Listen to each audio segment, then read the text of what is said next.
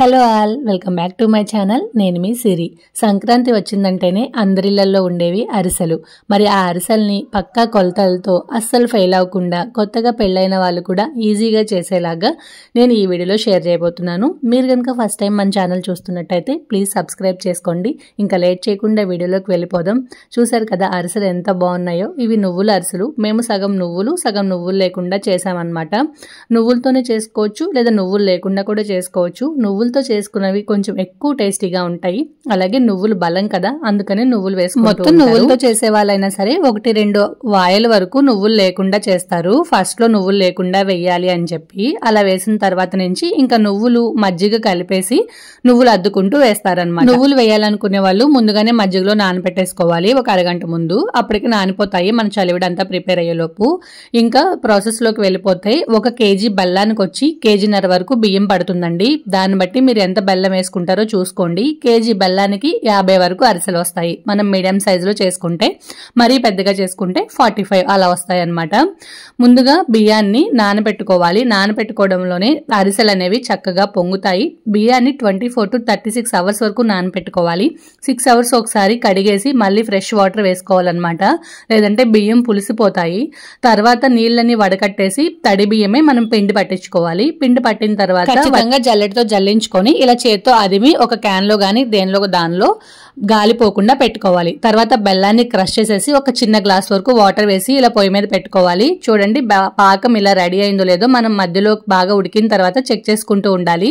ప్లేట్లోకి వాటర్ వేసుకొని ఇలా పాకం తీసుకుంటే మనకి ఉండలాగా రావాలన్నమాట. ఇక్కడ కొంచెం ఉండ అవ్వట్లేదు కదా, అంటే ఇంకా పాకం రెడీ అవ్వలేదు. పాకం రెడీ అయిందని మనకి ఎలా తెలుస్తుంది అంటే ఉండ అయిపోయి మన ఆ ఉండని ప్లేట్ కేసి కొడితే టాంగ్ అని సౌండ్ వస్తుంది. అదే బండ గుర్తు పెట్టుకోవాలి. ఇదిగోండి ఇక్కడ చూడండి మా పాకం అయితే రెడీ అయిపోయింది. ఇలా వేయగానే ఉండకొచ్చేస్తుంది అనమాట. ఇంకా బాగా గట్టిగా అయిపోతే క్రిస్పీగా అయిపోయి విరిగిపోతూ ఉంటాయి అరిసెలు. అదే లేతగా ఉంటే కనుక గట్టిగా ఉంటాయి అనమాట, తినడానికి బాగోదు. అందుకని ఈ పాకమే మెయిన్ మనకి అరిసెలు చేయడానికి. చూసారు కదా ఇలా ఉండకి రావాలన్నమాట. ఆ వచ్చిన తర్వాత 1/4 కేజీ నూనె వరకు దీనిలో యాడ్ చేసుకోవాలి. కొంతమంది నెయ్యి కూడా యాడ్ చేస్తారు. మేము తర్వాత చలివిడి చేసిన తర్వాత నెయ్యి యాడ్ చేసాము. ఆయిల్ అయితే ఖచ్చితంగా వేసుకోవాలి. ఆయిల్ వేసి ఒకసారి కలిపిన తర్వాత దీనిలోకి మనం ముందుగా జల్లించుకున్న పిండిని కొంచెం కొంచెం యాడ్ చేసుకుంటూ ఉండాలి. యాడ్ చేసుకుంటూ కలుపుకుంటూ ఉండాలండి. తెడ్డితో తిప్పుతూనే ఉండాలి, లేదంటే ఉండలు కట్టేస్తుంది. పిండి వేసేటప్పుడు కూడా ఉండలు లేకుండా కలుపుకుంటూ వేయాలన్నమాట. ఇక్కడ పిండి మాత్రం ఖచ్చితంగా జల్లించాలండి.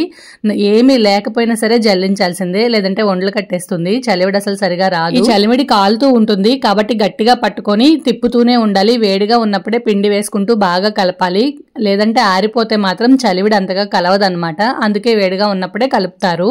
చూసారు కదా తెడ్డి పట్టుకొని మనం ఇలా గట్టిగా తిప్పే వరకు రావాలి. కొంచెం బలం ఎక్కువగానే ఉపయోగించాలి. మనకి చలివిడి పిండి సరిపోయింది అని ఎలా తెలుస్తుంది అంటే తెడ్డితో ఇలా తిప్పుతాం కదా, మనం తెడ్డి పైకెత్తామంటే చలివిడి జారకుండా ఉండాలన్నమాట. జారిపోతుంది అంటే ఇంకా లూజ్ అయింది, కొంచెం పిండి పడుతుందని. నాకైతే కేజీ బెల్లానికి కరెక్ట్ గా 1.5 కేజీ బియ్యం సరిపోయాయండి. మీరు కొంచెం ఒక 2 కేజీల వరకు బియ్యాన్ని వేసుకోండి. పిండి మిగిలినా సరే మనం దేనికో దానికి బూందీకి కానీ దేనికైనా యూజ్ చేసుకోవచ్చు. ఒకవేళ తక్కువ అయితే అప్పటికప్పుడు మనకి పిండి దొరకదు కదా, మొత్తం మన రెసిపీ అంతా పాడైపోతుంది. కాబట్టి కొంచెం బియ్యం ఎక్స్ట్రా వేసుకోండి. పిండి మిగిలినా పర్వాలేదు కానీ తగ్గకుండా చూసుకోవాలి. మనం తీసుకునే బెల్లాన్ని బట్టి పిండి పడుతుందండి. కొన్ని బెల్లాలు ఎక్కువ పిండి పడతాయి, కొన్ని బెల్లం తక్కువ పిండి పడుతుంది. అందుకని కొంచెం పిండి ఎక్కువగా వేసుకుంటే మనకి బెల్లం ఎక్కువ పట్టినా తక్కువ పట్టినా మనకి ప్రాబ్లం ఉండదు. మన చలిమిడి అయితే రెడీ అయిపోయింది. ఇలా తెడ్డితో తిప్పిన తర్వాత మొత్తం ఉండకి రావాలన్నమాట. మనకి తీసుకుంటే అంటే కొంచెం లూజ్ గానే ఉంటుంది, ఆరే కొద్దీ గట్టి పడిపోతూ ఉంటుంది. చూసారు కదా ఇలా పైకి లేపితే కిందకి పడిపోకుండా ఉండాలి. తెడ్డి నుంచి జారిపోతుంది అంటే కనుక ఇంకో కొంచెం పిండి ఎక్స్ట్రా వేసుకోవాలి. ఇక్కడ కొంచెం జారుతుంది కదా, అందుకని మేము మళ్ళీ కొంచెం పిండిని జల్లించి వేస్తున్నాం అన్నమాట. పిండి అస్సలు ఆరకూడదండి. మనం ఒక క్యాన్ లో పెట్టేసి మూత పెట్టేసుకోవాలి. గాలికి అసలు పెట్టొద్దు. పిండిని కూడా మనం అరిసెలు చేసుకునే ఈవినింగ్ చేస్తుంటే గనక ఆ ఈవినింగ్ ఒక అరగంట ముందే పిండి పట్టించుకోవాలి. అప్పుడే ఆరకుండా ఉంటుంది. లేదా నైట్ చేయాలంటే మార్నింగే పట్టించుకోకూడదు. అప్పుడు అసలు అరిసెలు సరిగా రావు, ముక్కలు ముక్కలుగా విరిగిపోతాయి. ఇది మాత్రం ఖచ్చితంగా గుర్తుంచుకోవాలి. చూడండి ఇక్కడ చలిమిడి అయితే రెడీ అయిపోయింది. ఫైనల్ గా ఇలా ఉండాలన్నమాట. ఇలా తెడ్డి మనం పైకి లేపినప్పుడు చలిమిడి రాలకుండా ఉండాలి, కిందకి జారిపోయి మనం చలిమిడి అరిసెలు చేయడానికి పర్ఫెక్ట్ గా రెడీ అయినట్టు. ఇదిగోండి నేను ఇక్కడ చూపించేది పర్ఫెక్ట్ గా చలిమిడి అనమాట. ఇలా తెడ్డి నుంచి మనం తీసాం గానీ అదైతే జారలేదు. ఇప్పుడు దీనికి మూత పెట్టేసుకోవాలి, అస్సలు ఆరనివ్వకూడదండి. చుట్టూ ఉన్నది మొత్తం తుడిచేసుకొని ఈ తెడ్డుకున్నది కూడా తుడిచేసి దీనికి మూత పెట్టుకోవాలి. మేము దీనిలోకి ఒక 2 టేబుల్ స్పూన్ల వరకు నెయ్యిని యాడ్ చేస్తున్నాము. నెయ్యి వేసుకుంటే ఫ్లేవర్ బాగుంటుంది నేతి అరిసెలు. నెయ్యి ఇష్టం లేని వాళ్ళు స్కిప్ చేయొచ్చు, ఏం పర్వాలేదు, మ్యాండేటరీ అయితే కాదు. కానీ ఆయిల్ మాత్రం ఖచ్చితంగా వేయాలి. మనం ముందు పాకం పట్టాం కదా, పాకం వచ్చేసిన తర్వాత ఆయిల్ అయితే వేయాలి. నెక్స్ట్ ఇంపార్టెంట్ స్టెప్ వచ్చి ఆయిల్ అండి. ఆయిల్ మునిగే వరకు ఉండాలి కడాయికి, ఎందుకంటే అరిసె మునిగితేనే పొంగుతుంది అనమాట. తక్కువ ఆయిల్ అయితే అస్సలు వేసుకోవద్దు. మనం చలివిడి కలిపే లోపు ఆయిల్ పొయ్యి మీద పెట్టేసుకుంటే, మేమైతే అరిసెలు ఎప్పుడు కట్టెల పొయ్యి మీదే చేస్తామండి. పల్లెటూరులో అందరూ కూడా కట్టెల పొయ్యి మీదే చేస్తారు. సిటీలో ఉన్న వాళ్ళకి ఆ ఫెసిలిటీ ఉండదు కాబట్టి స్టవ్ మీద కూడా చేసుకోవచ్చు. కానీ పాతకాలం నుంచి వస్తున్న ఆనవాయితీ అనమాట కట్టెల పొయ్యి మీద చేయడం. అందరూ దగ్గర కూర్చొని చేసేవాళ్ళు చేస్తుంటే వేసేవాళ్ళు వేస్తుంటే ఇక్కడ బాగుంటుంది. అందుకనే అందరూ కూడా ఈవెన్ గా మంట కూడా వస్తుంది. ఎక్కువ మంట కావాలి అరిసెలకి, బాగా కాగాలన్నమాట ఆయిల్. అందుకని కట్టెల పొయ్యి మీద చేస్తూ ఉంటారు. తర్వాత ఇలాంటి షీట్స్ ఉంటాయి కదండి, పేపర్స్, ఇవి కట్ చేసుకొని శుభ్రంగా వాష్ చేసి ఆరపెట్టేసిన తర్వాత ఆయిల్ అప్లై చేసుకొని మన చలిమిడికి ఇలా నువ్వులు అద్దుకుంటూ ఇలా అరిసెలాగా చేసుకోవాలి. ఇలా చేత్తో అరిసెలాగా చేయడం రాకపోతే ఒక కవర్ మీద ఉండ పెట్టేసి దానిపైన ఇంకో కవర్ పెట్టి మన లోటాతో కానీ చెంబుతో కానీ ఏదైనా వెడల్పుగా ఉన్న గిన్నెతో కానీ పైన ఇలా రౌండ్ గా తిప్పినా అరిసెలా అయిపోతుంది. లేదా జాడీ మూతలు ఉంటాయి కదా, వాటితో తిప్పినా సరే మనకి రౌండ్ గా అరిసె అయితే మేమైతే ఇక్కడ చేత్తోనే చేస్తున్నామండి. అందరికీ అలవాటే ఊర్లో ఉండే వాళ్ళకి, అందుకనే చేత్తోనే చేస్తున్నారనమాట.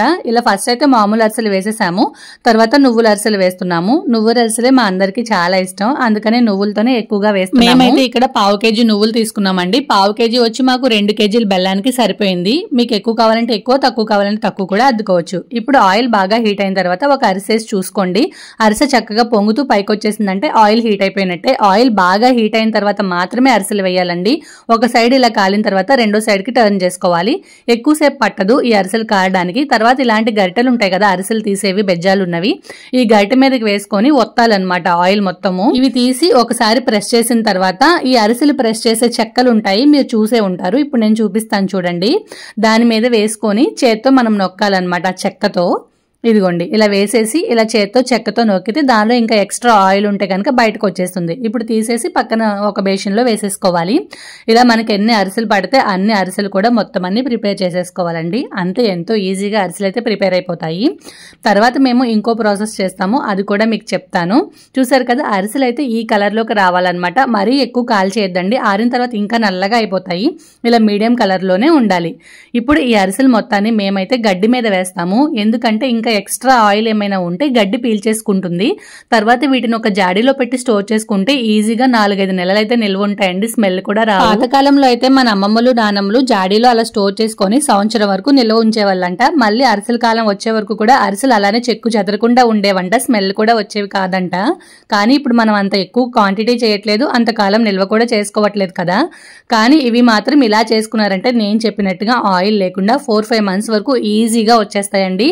అస్సలు స్మెల్ రాకుండా. నూనె ఏమీ లేదు అంటే మనకి స్మెల్ రాదు, నూనె ఉంటేనే స్మెల్ వస్తుంది. మీకు ఇలా గడ్డి వేసుకునే ఫెసిలిటీ లేకపోతే ముందు చెక్కతో ఎక్కువగా నొక్కారు అంటే ఆయిల్ బాగా బయటకు వచ్చేస్తుంది అనమాట. మరీ గట్టిగా ప్రెస్ చేస్తే చలిమిడి కూడా బయటకు వస్తుంది. మీడియం గా ఒత్తుకోవాలి.